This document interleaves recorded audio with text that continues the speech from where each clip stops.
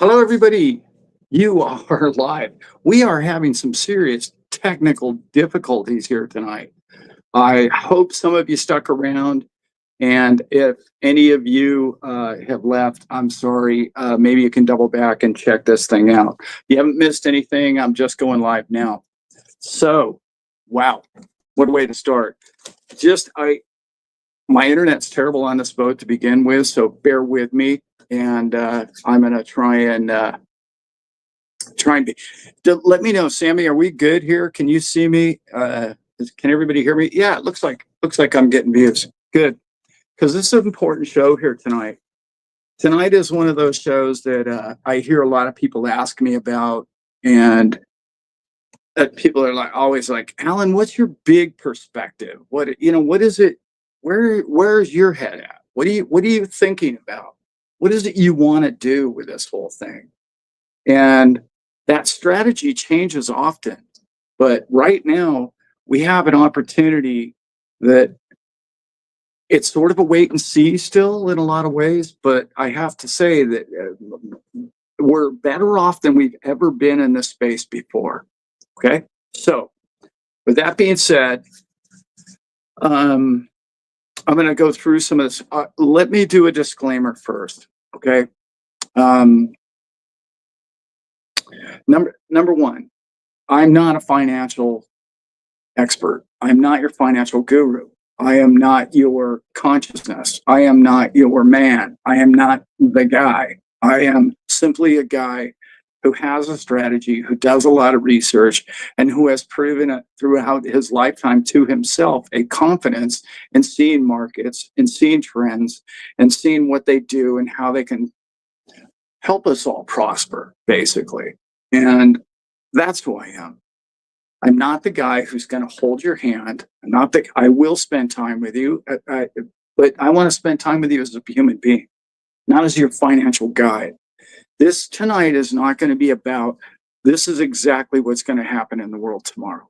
I'm not that channel. I'm the channel who says, this could potentially be the future of crypto. This could be the future of your financial future.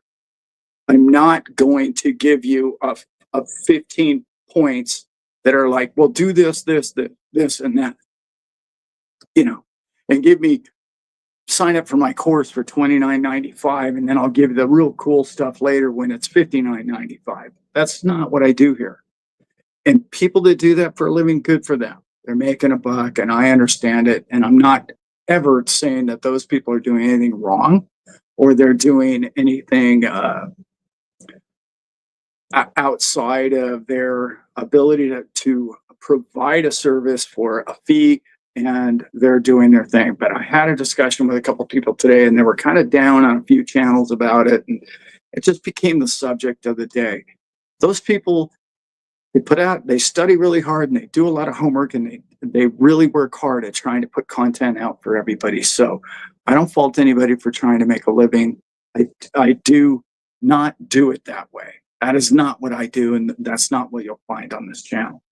So how about that shirt? The sun's hitting it. I don't have any curtains over here. I would close them if I did. Okay. Again, tonight's going to be conceptually how I would play this game. And what I mean is this next 3 to 4 months in particular, going out into 5 to 10 years out, what I think I now see a pattern. I see a pattern of technology. I see a pattern of things coming and going, and they come in trends, and they have very obvious signs at different stages of their validity and value to society and people as a whole. Having said that, this is not gospel. I am not reading from a book of the future of mankind. That's not who I am. Okay. I know. Disclaimers aside, here we go. Okay.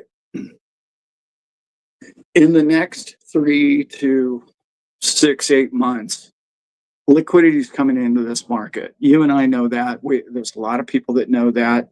People understand where this is happening. This is the parabolic essentially the parabolic move that we see every business cycle every 4 or 5 years. Okay. Michael Howell does incredible work on this.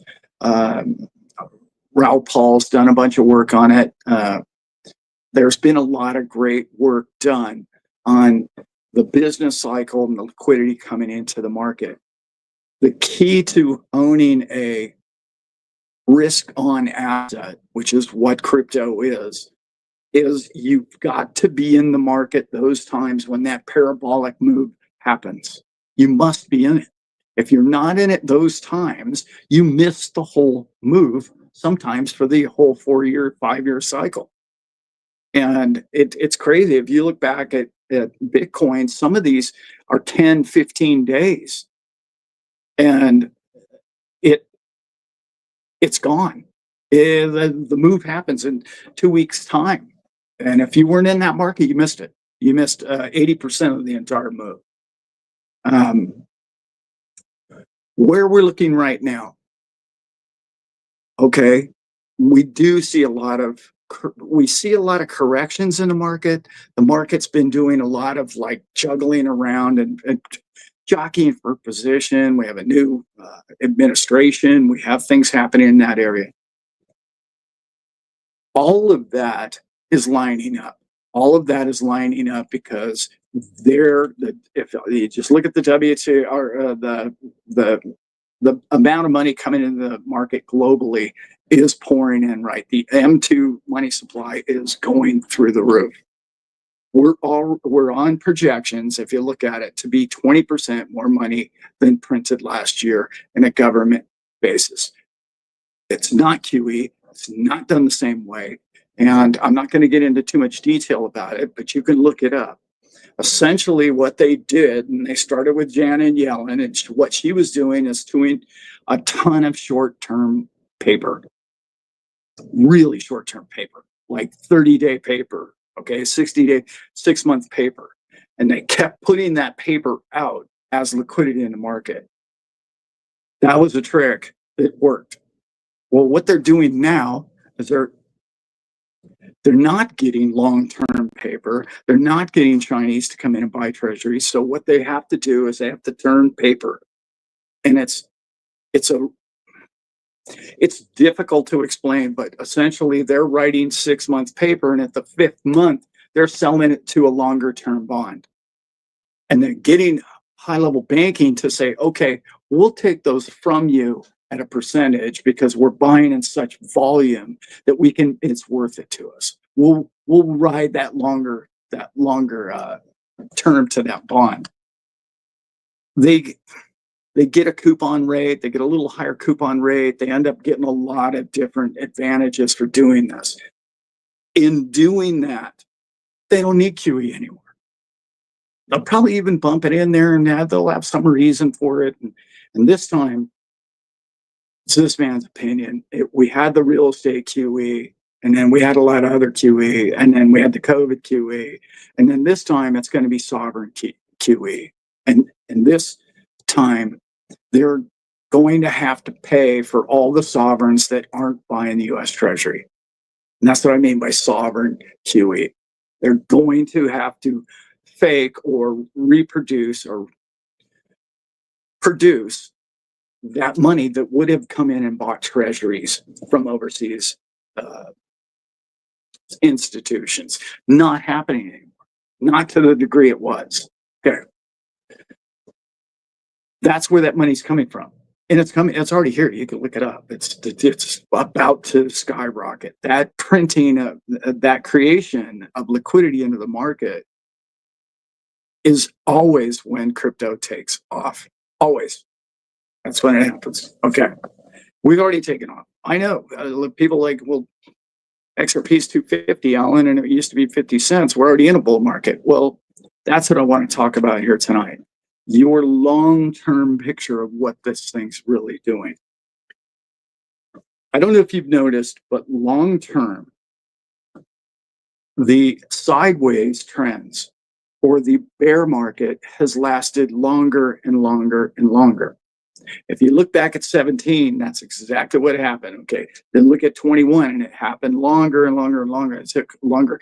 So all the pundits, myself included, believe that we are waiting longer and longer and longer for the bull because it's becoming more institutionalized and it's steadier and sound money is going in there. Sovereign wealth funds all over the world are buying these things and they're holding on to them on the over-the-counter market. That creates stability and sideways movement in your market. That's what's occurring right now. But there's a moment in time when that collides with your S curve and your bell curve, and when it hits, there's nothing they can do to keep that steady, slow trajectory of sideways up a little bit, sideways up a little bit. Okay. The only reason why the crypto market went down 2-3 months ago was that whole. I didn't want to get into that. It should have gone sideways. Yeah, it went down, but it went down from 108 to 75. Bitcoin did. That's not a huge drop, by the way, guys. So if you look at this curve, it's mellowing out the top, but it's still climbing, and it's not going to turn around and go down.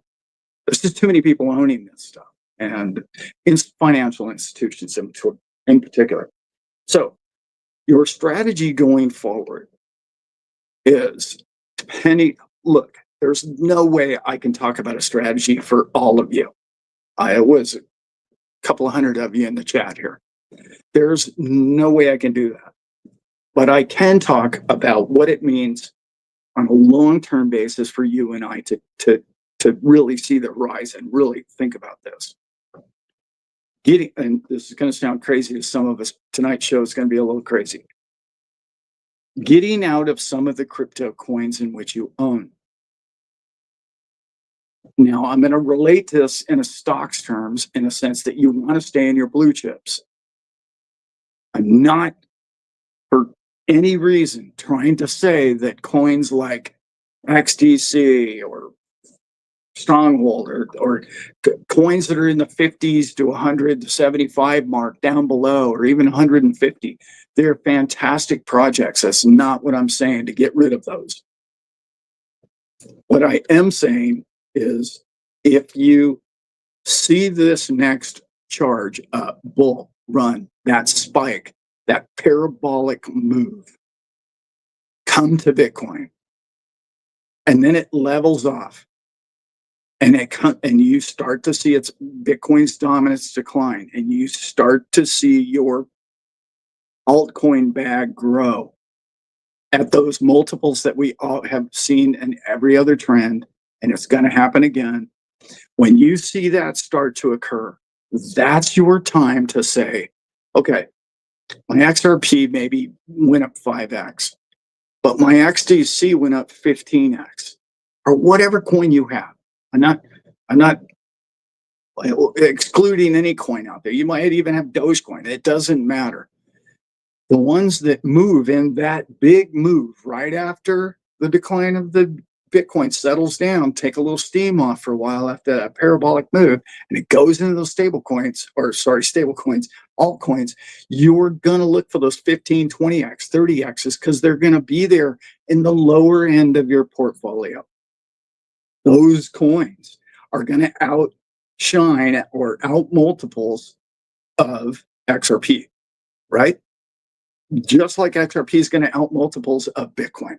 This is just the way the trend is. Do I know that for sure? Absolutely. I do not know that. That's been the trend since I've been in crypto since 2016. So is it going to happen again? More than likely, because we all believe it's going to happen. And that tells me that it's going to happen because enough people are involved in this. So when you're 30x's and 40x's, and sometimes even crazier than that, right? They multiple these 40 and 50. This is what I'm talking about. This is the time for you to get out of those crypto.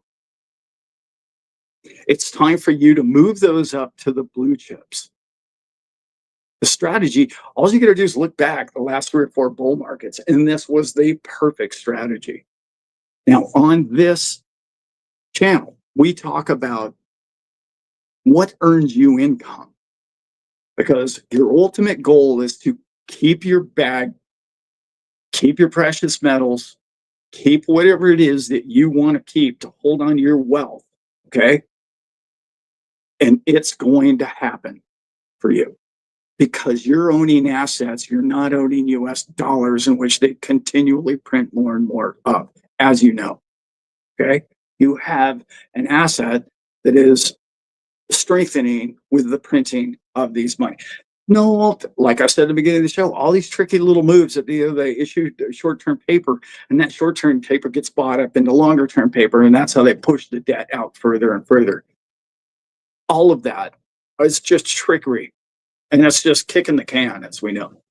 So you want to move those altcoins, lesser known altcoins, and those profits up into there.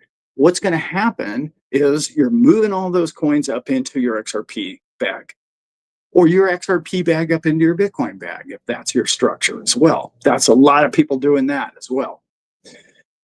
When you move that up into the higher blue chips, that means you're out of that lower, and I'm not picking on XDC, I'm just using it as an example.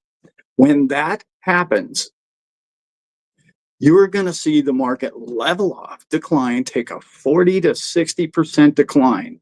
And when the liquidity comes out of the market, okay? There are some that believe that that's not going to happen. I'm going to believe in the 4-year trend until 5-year business trend until I see that it hasn't happened again, right?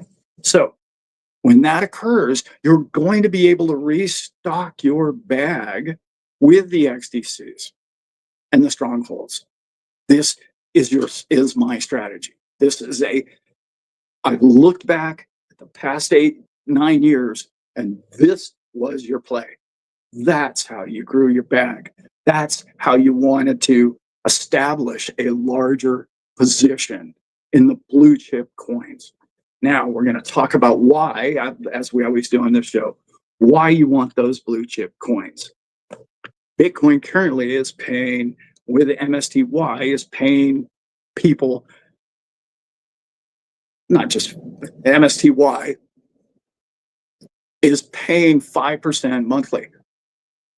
Yeah, that's right. I said it, 5% monthly to anybody with, Merrill Lynch account. These ETFs are going to pay this because the liquidity, not just the liquidity in the market, what crypto is liquidity, as you and I all know. It is a replacement for a digit transactional money. That tells me that all the banks are going to use it as transactional, and they're going to profit from it just the way we are using DeFi to profit. With DeFi, 8% is nothing monthly. I'm telling you guys, these numbers are real for people. So they're going to figure that out. Banking institutions are already figuring that out. And they're going to say, well, why is everybody going to Michael Saylor? Why is everybody going to that product? We can get that product. I want that product. The MasterCard. Oh, I want a stable coin. Why do you think they want a stable coin? Because they want to trade the arbitrage. That's exactly what they're going to do. And this is that profit of 5 to 10% monthly, guys. I'm serious about this. But you're going to need the ETF coins. And the ETF coins are going to be the coins you're going to want to move up into, because your net wealth has to be in those blue chips. Because go over the numbers. If you have 100K into this and it's paying 5% a month, you're making $5,000 a month for $100,000 worth of these ETFs. Per $100,000 of these ETFs. That's why you want to load those bags. ETFs aren't coming to Stronghold and XDC anytime soon. Again, I'm not picking on those projects. I love me some Quincy Jones. That's not why I'm using this as an example. I'm using examples because you can't do that currently with XRP, but you can currently do it with Bitcoin. That means if 6 months from now, you're going to be able to do it with XRP and not XDC. That's why I'm talking about this strategy. So you've got to be able to load your bags up. Now, when we're talking about large returns coming to you this fall, possibly, that could happen soon. That personally, I think that market's about to explode. But I say that a lot, and I'm wrong a lot. But this fall, between now and the end of the year, I'm seeing nothing but upward movement. I think all of that, all the tariff talk and all that stuff, and I think it's really slowed down, and I think everybody's going to settle in, and everybody's going to get the employment's going to turn around, and it's already turned around with some of the numbers. And what's going to happen then is prosperity. And once that kicks in, we've already trend to the bottom, where all of our financial numbers are at low lows. Again, what do I say on this show all the time? When your numbers are that low at the bottom of a scale, and you look at a 50-year scale and say, well, look at the trend, Allan, it's at the bottom. Everybody knows that we're in a crash. It's going to crash. It has to crash because we're at the bottom, and all the economic indicators tell me right here that this is the bottom of the market. It's about to go belly up. What does it always do at the bottom of the belly? It always turns around and goes up. But they don't tell you that part. They just tell you doom, and they tell you fear, and that's all they want. They want you to simply spread fear and doomsday and the rest of it. And maybe we get a black swan. I don't know. I don't see it. But I mean, I've been talking about this for 5 years on this channel. I've heard people tell me that doomsday, black swan day is coming. And where are we? Has that happened to you? It hasn't happened. Okay? It hasn't happened. It didn't even happen when everybody and their brother lost their job in 2020. We're all told to stay home. It didn't happen. So they have economic tools. Are they fair? Are they honest? Are they real? Absolutely not. And we know that. They pull another lever. Oz gets behind the curtain and they swing another lever. That's what I'm talking about. Yeah, you guys all know that. Okay. So selling large coins, moving up into coins that can actually earn you a living. Let's go over that real quick. Why would you do that? Well, because you're going to be in that ETF of the coin that you want to keep long-term anyway, and that coin is going to be prosperous for you because it's going to return a monthly income. Well, that monthly income is going to keep you from having to sell the other portion of your bag. This is a perfect strategy. If you have to wait for the coin instead of going to, let's use XRP. If you can make double your account going from $250 to $5, if you had 100 grand in there, now you have 200 grand, you could put 100 grand to work and keep half of your coins forever, for a period of time, and make a living. You see where that's going, right? That's your strategy here. Now, I know we talk about that a lot, okay? But moving those coins to make you monthly income is going to be very important. There's over $6 trillion, $6 to $9 trillion, last estimate, of money tied up in money CDs, money market funds. I mean, just absurd. It's laughable, really. I don't want to really get down on the whole precious metal thing, but there's 15 trillion tied up in just gold bars laying around that is truly not earning much. Well, it's not earning anything, to be honest. It's going up in value lately, and that's a fantastic thing for anybody that owns it. But again, it's how do you do an MSTY with ETF, a gold ETF? It's almost impossible to do, right? So let's remember that. It's tough to make money on your gold. Tough. And I'm not bagging on gold because, I own some of that. So this let's call it $6 trillion, is sitting in these banks, and it's stagnant and it's stale, and you can't even pull it out. If you've got 200K in your bank, good luck pulling 20 grand out for the weekend. You want to go buy a used pickup truck. Good luck on that. Let me know how that goes. Oh, I want 20 grand cash. Okay. Yeah. It's not your money. They don't have your money. They've taken your money the day you gave it to them, and they've reapothecated it 9 times over with fractional reserve lending, and they've said that they have 10 times more money than they did, and they're using that 10 times more value of money, and they're putting it into derivatives, and they're making money with your money. And it's absurd. Okay, like, just look up BOLI. I talk about it a lot, but it's bank-owned life insurance. BOLI. BOLI. Look that up. Look at the returns that banking institutions make off your money. It starts at 500% annually. That's what it starts at. I know that sounds ridiculous to you, but that's a fact. It's a dark pool, and it's crazy. It's been around forever, and it's an absurd. You should really research it. Yeah, it's amazing. So, what does that $6 trillion need to do? It needs to educate itself. Well, how does that happen? Well, who's the genius of all technology? Who's the genius of all technology? Every funeral, technology gets a little smarter. That's right. Because the old people who were told their whole life to save their money and put it in the bank and wait for a rainy day no longer can make any money. Inflation is chewing them up. They have no hope of doing that. And I just explained to you how they could sell their $300,000 house, get out of that large house, move to a smaller piece of property, take $100K and get 5% monthly on it, and they don't need the bank. Why would they have the bank? That $100K is making them $5,000 a month, and most people can live off that the rest of their lives. This is the knowledge that things like crypto and banking is teaching the new generations. Older generations aren't going to get this. They're just not. I talk to old school bankers every day, and they're just stuck in yesterday. And every week there's a new old guy that falls to the understanding of crypto.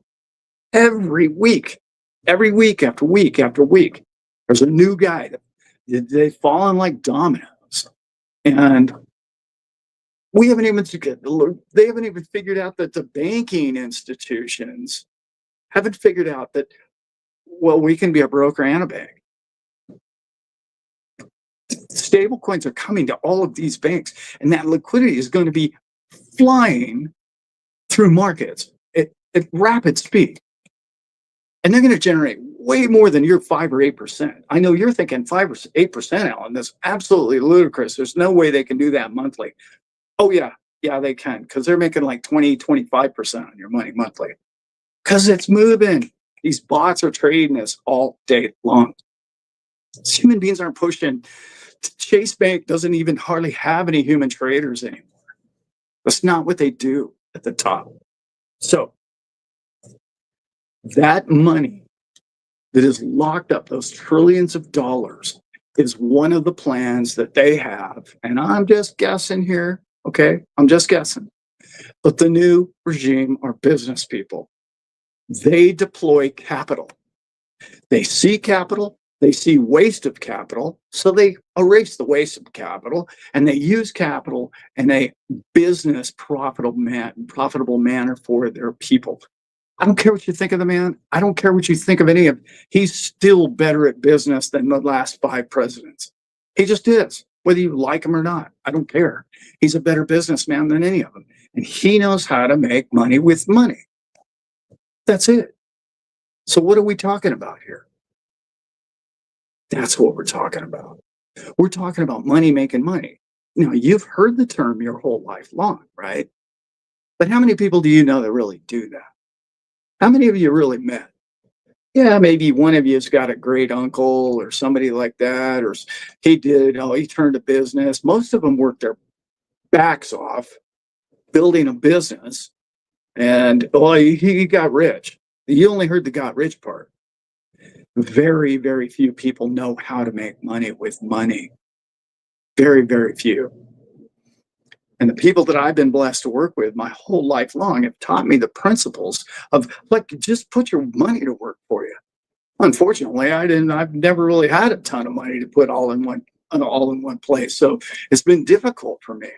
But now when I see the progress of the markets in which we're in now.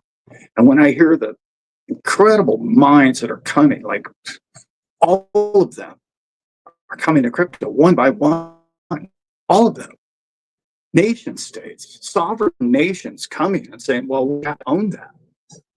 Would you do you think sovereign nations haven't had like hundreds of their finest, brilliant minds and accountants look into these products? Well, you damn right they have. That's exactly what do you think bean counters do all day long? They figure out how to make money with money. That's what they do. That's what they're paid to do. So what do you think they're doing this for? This is Miss Man's opinion. They're doing it because the labor market isn't great. Bots, AI, whatever you want to call it, isn't going to be great for the labor market going forward. So money, capital, is going to have to earn money. And then we're going to have to teach the people how money makes money. And then we're going to have to say, okay, Mrs. Smith walks into stinky old bank and says, retired teacher, she's got $500,000 in there. And instead of telling her, hey, you can make 0.000 something on your $500,000, lock it up for 5 years. No, that doesn't even make logical sense to even bankers any longer. They cannot pull that scam off too much longer. They just can't. This whole, it takes 5 banking days to close that trade or this account or clear the check or see if the fund's clear. All those things you've heard your whole life long that is just absolutely bogus. When you and I can send $1 billion to China tomorrow in about 30 seconds. That bogus routine that they've been giving everybody and brainwashed everybody with, that's over, my friends. That's done. There are banking institutions that are being held down like a beach ball into the water, and they are about had enough.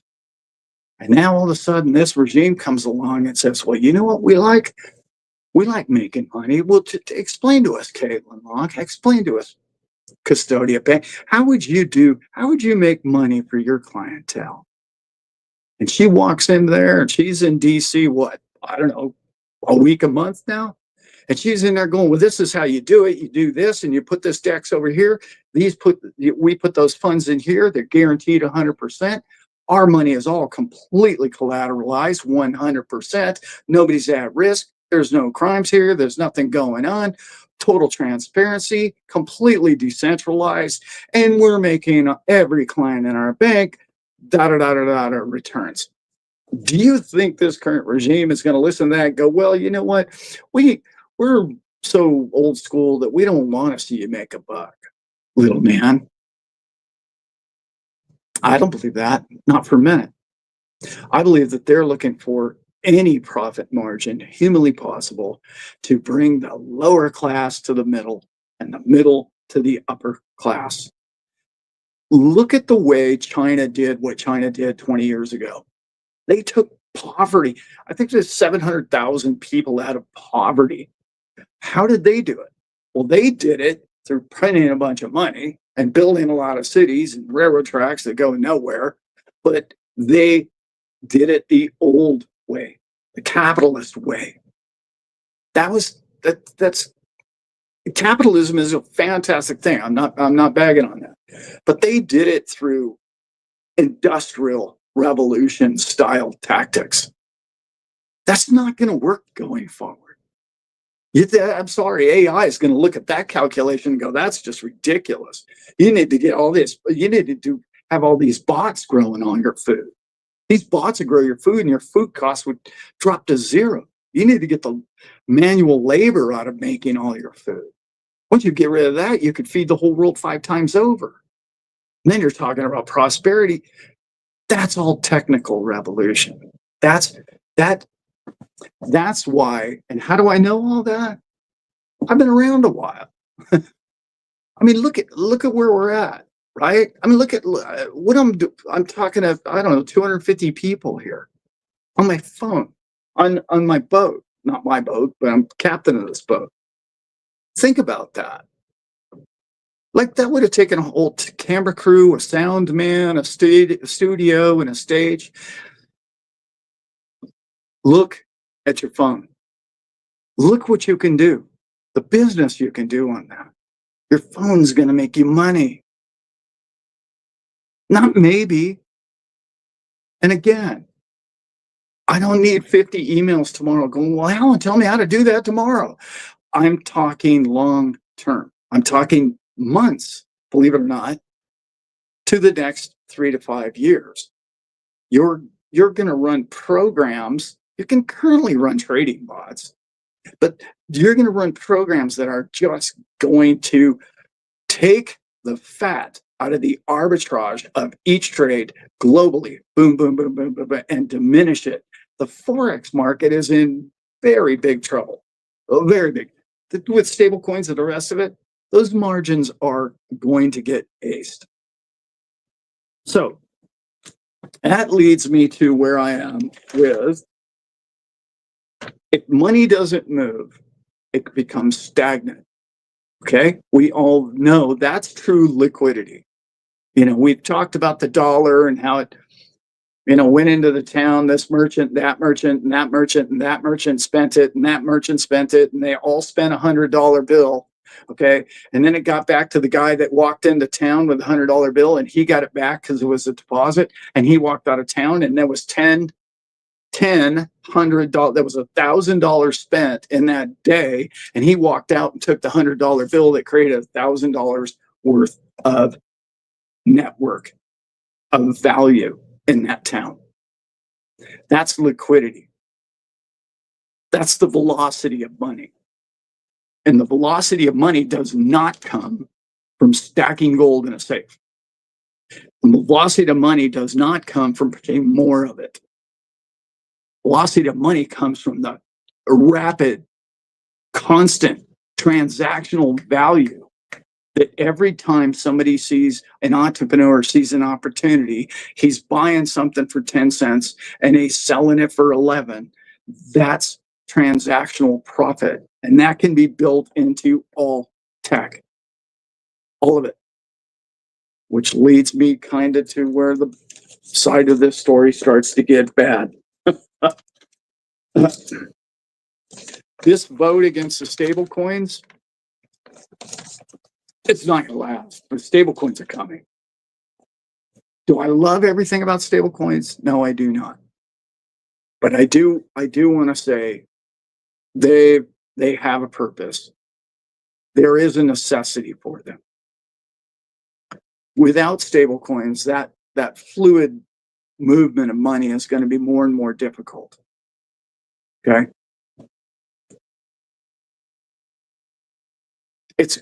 I've said this before and I'm going to repeat it.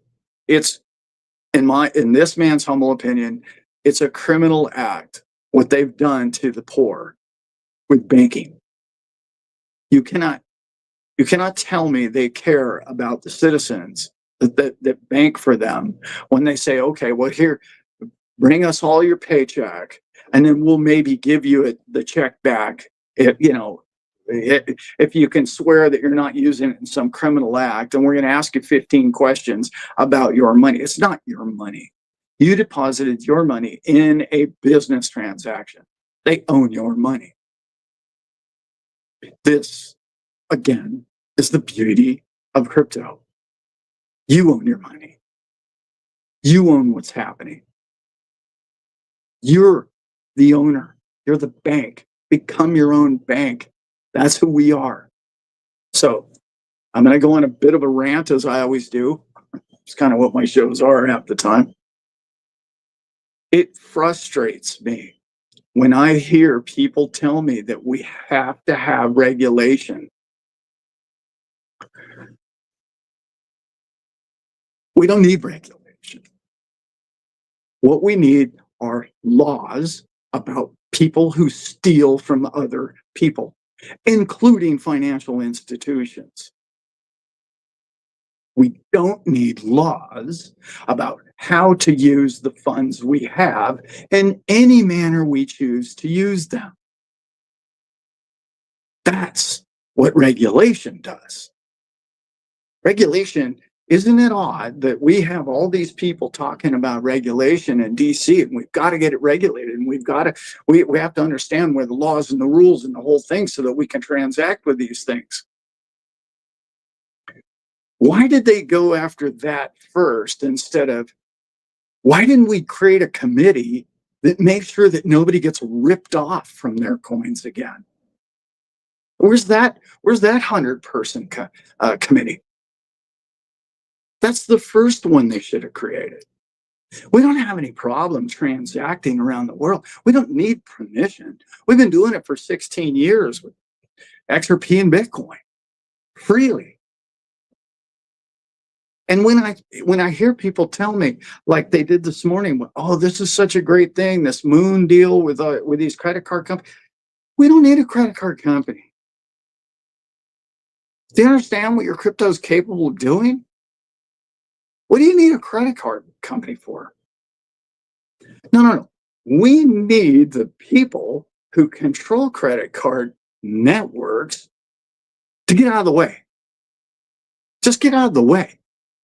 Stop ripping my people off at 20, 30% monthly. Criminal. That's criminal acts right there. We know that you should be able to buy anything you want with anything you want, anywhere you want to go. Well, why can't we do that? Why doesn't every merchant in the world who accepts MasterCard or Visa accept XRP? It's better technology. It's faster settlement. It's immediate liquidity. Why is that not happening? Why do crypto people get so excited when they hear that, oh, MasterCard's coming? Those people are criminal. You know that, right? They don't have any money. When you charge your credit card, that's the first time that money was ever created. It's very frustrating to me. We have the genie, and then we're putting the genie back in the bottle with all these regulations. No, freedom is called freedom to do what you want with your own money. Period. I don't want permission anymore. I see what permission looks like. You deposit your checks your whole life long, and then they tell you what you can withdraw. That's what regulation looks like. They're going to do the same thing to our crypto. Right. That's enough of that rant. You've heard me say that one before, but okay. I'm gonna talk about utility here. How much time do I have? Yeah. Okay.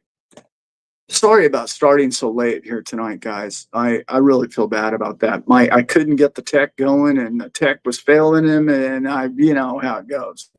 And hopefully it's coming in good and clean and clear. Okay, I want to talk about the difference between, now boy, this one's going to get me in hot water here. You want some fun, juicy perspective now? Now I'm going to hit you with a perspective that I want you to not take any sentence that I say out of context and go, well, Allan said, utility is useless. Not what I'm saying. Not at all what I'm saying. Okay? Are you good with that? Are we adults here? Can we handle that subject? Okay. Because now I'm going to talk about the difference between collateral and utility. Okay? Bear with me. You're going to like this. Well, many of you aren't going to like it, but that's okay because you're going to grow and it's going to open some thought. And that's all we're trying to do here, is share ideas with each other. I don't have all the crystal balls in the world. I don't know what's happening, but I've seen enough trends. I've seen enough tech come and go. And when I see utility come, utility works in it. Let's get into this. All right. Utility it has its moment, right? It has its moment in the sun. And utility is like, remember like 03 or 04 when the iPhone came out? It was like talk about utility. Utility was in the palm of your hand for the first time. You're like, wow, I can check my emails. No way. That's unbelievable. You know, it's a calculator. It's a phone. It's a camera. It's a map. It was everything in her hand. That's utility, and it exploded around the world. What I'm talking about is this coin right here. XRP is utility. That utility is going to have its day in the sun, and it's going to explode. And because banking institutions, I know you guys all know this, but July 15th is a very big day for ISO. I have kind of a background story if I got time to tell, but yeah, I think I do. I'm working with a couple of companies, and they're involved in some different things, and they have a product, and they're trying to sell a product on a global market. Okay. And one of the people that were wanting to buy these products and sell it around the global market said, well, we'll buy them if it's tokenized and if it's ISO compliant. That happened to this guy like last week. A big company, a banking institution has said, well, yeah, we'll buy all your little trinkets over there, but it's got to be ISO compliant and it better be tokenized. Otherwise, we don't want it. How about that? That's coming to you. That's utility. That's what's occurring right now with your XRP. On July 15th, they might kick the can down the road. We already know that. We got this. We know they've kicked that can down the road enough times. They're probably going to do it again. So what you and I have to stay on top of is this utility boom. It's going to be more of like I'm guessing, don't quote me on anything I'm about to say the rest of this show. It's going to have its day in the sun, and I'm talking 6 months to 6 years. It's going to absolutely explode. Its return on investment is going to quadruple Bitcoin. This man's opinion.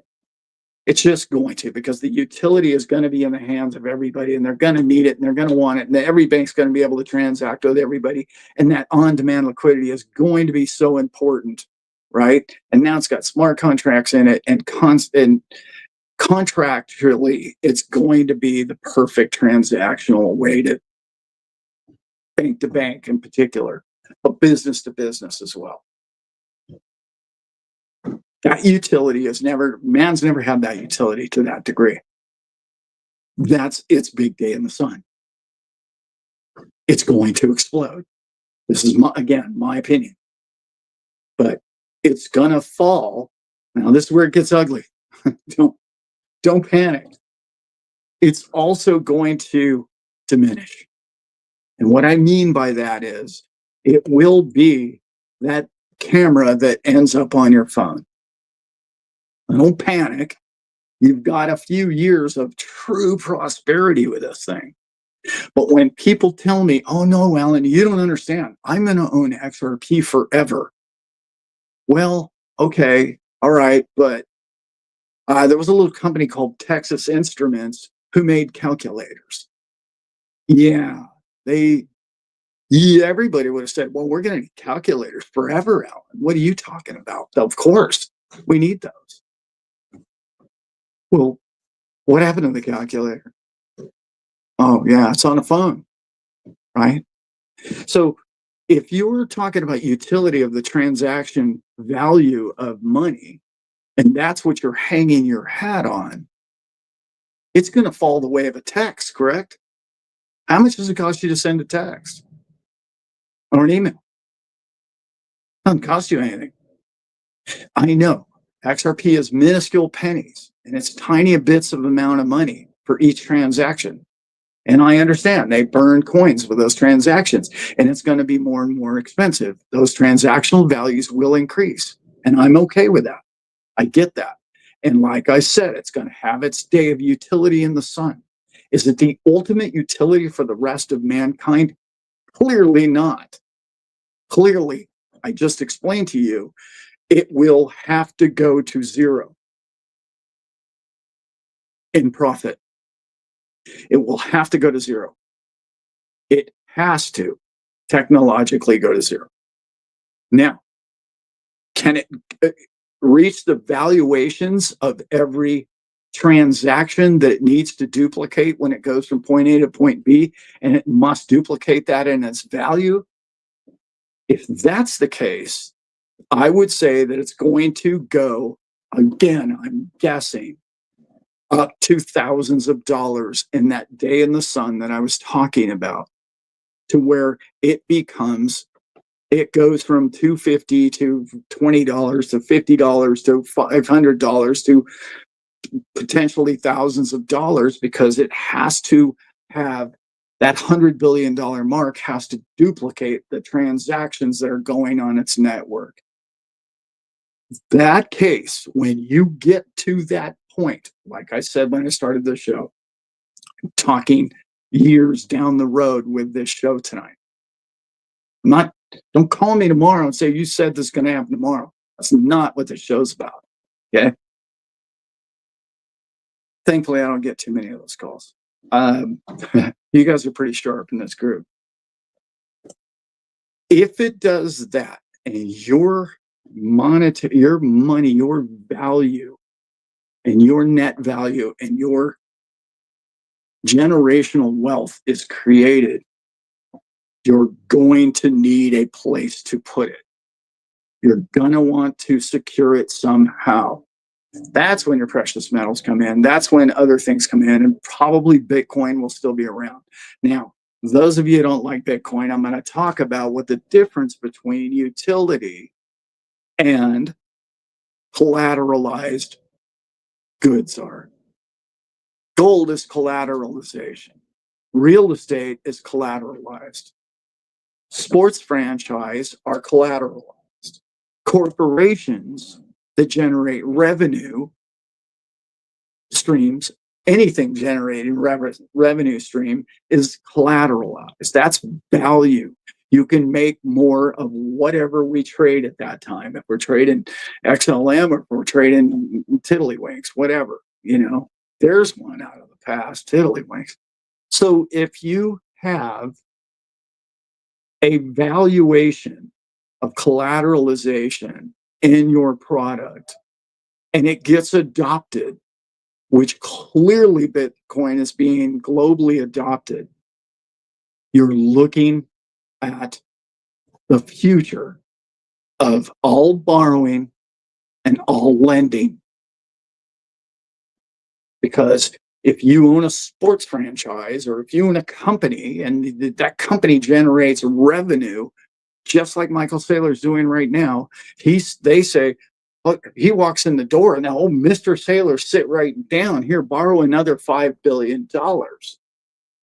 That's collateralization. He has credit. Okay. Credit is not created by utility.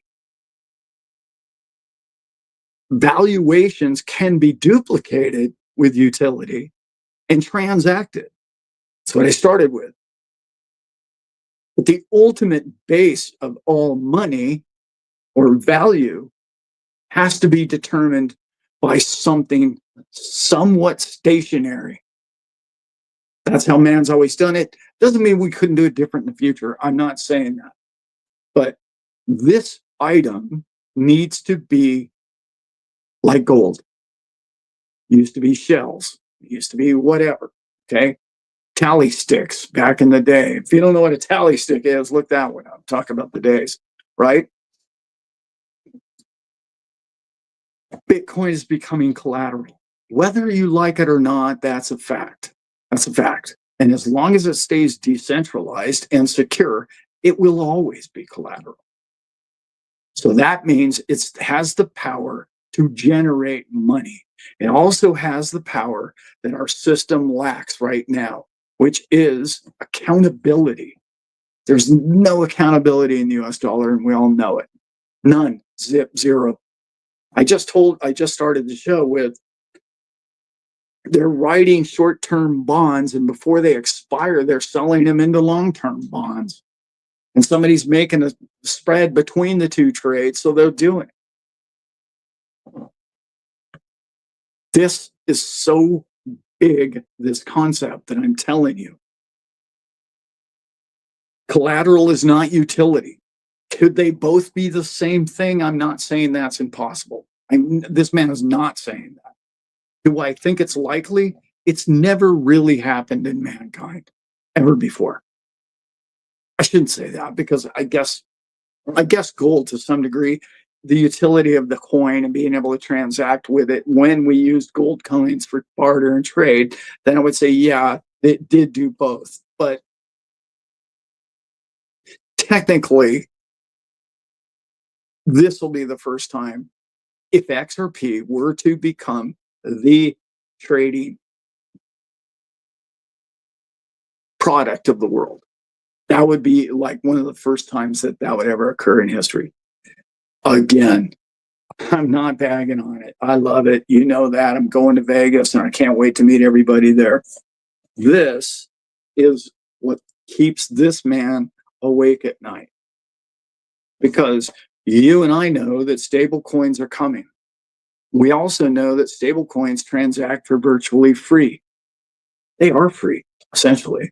And we know banks and financial institutions. I think I just heard Amazon's getting into, or was it Meta and some other people want their own stable coins. Well, stable coins allow you to do transactions, right? Isn't that what XRP does? Yes. But let me tell you what the difference is between the two. And a lot of people miss this one. Okay. 1 second. A lot of people really miss this, and it's important for now. Okay. Did I gulp right there? I didn't gulp right there. Boy, that bothers me when I hear other people. Anyway, let's get back to it. So,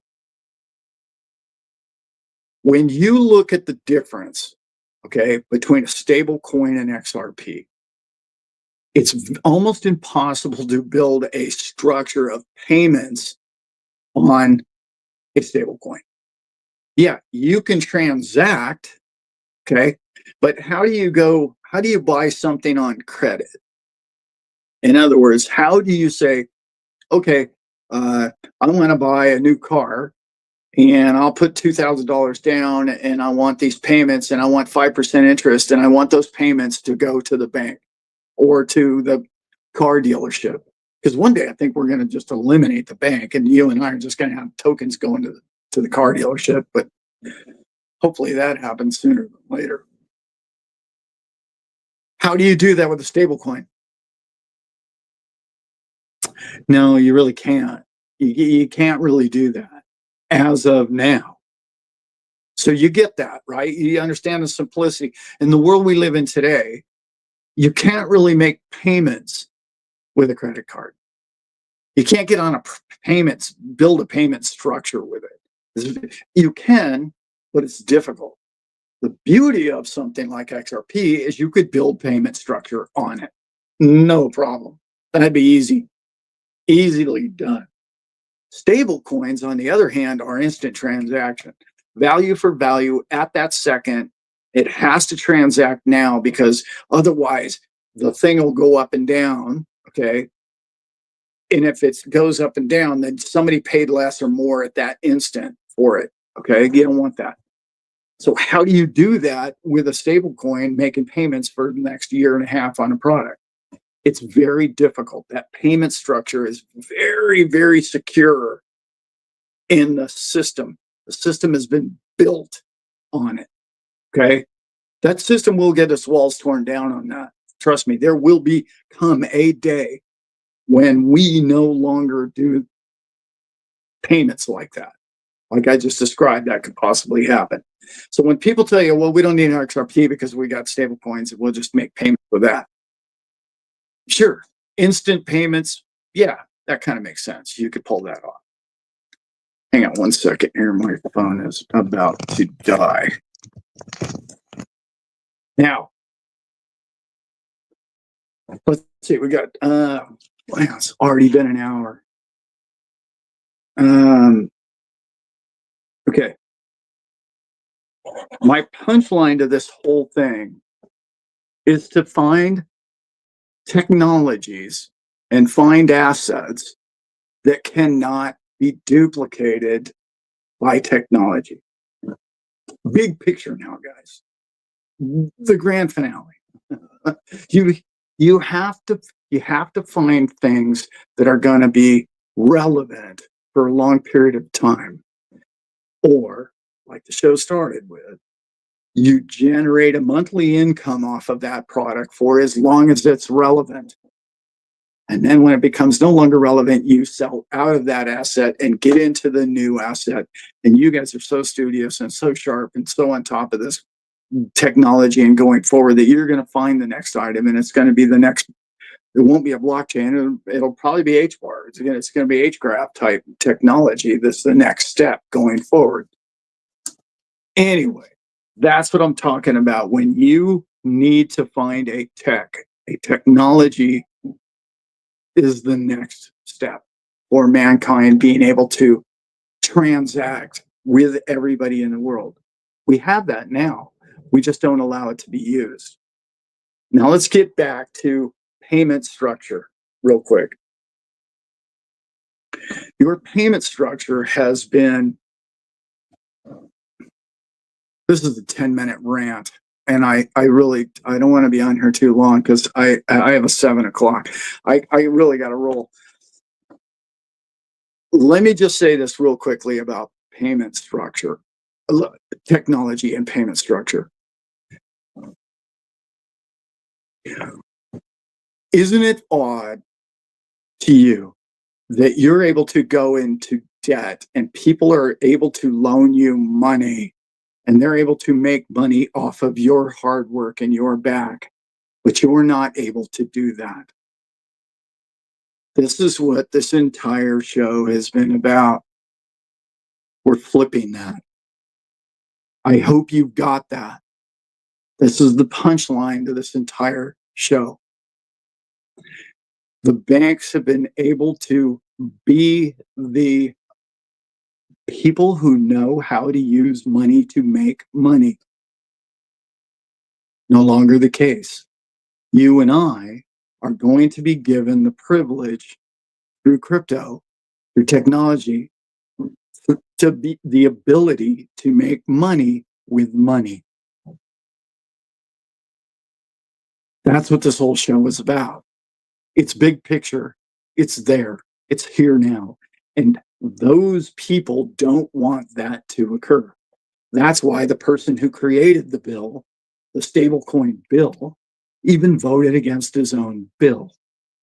Because somebody in a financial institution grabbed him by the back of the neck and said, well, you really don't care for the way your life is going, do you?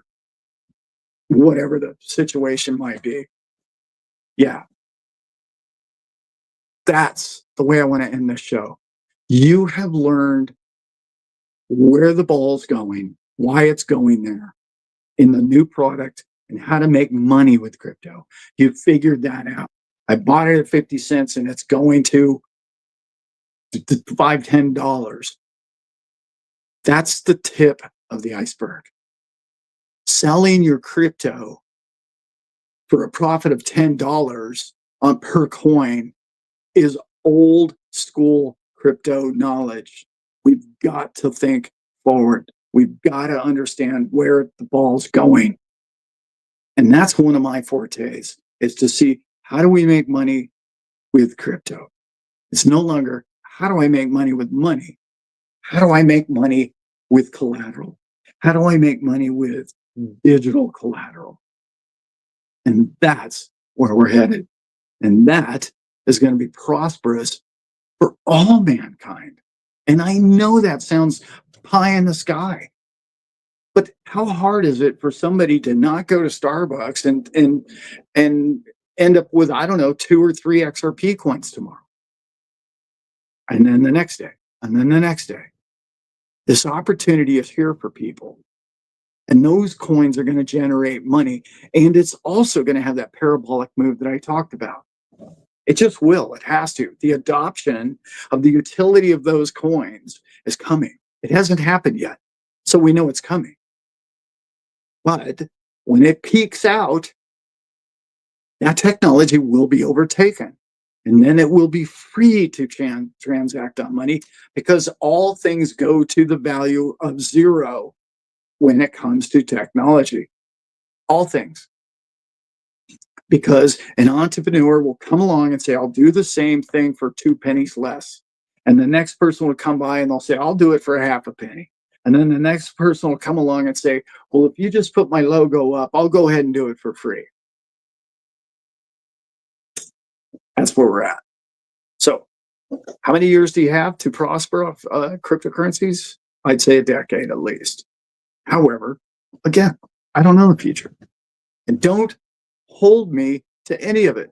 This is just a man downloading his thoughts on what I know, what I understand, what I've learned over the years about money and the way it moves, technology and the way it changes and evolves, and trying to stay ahead of it.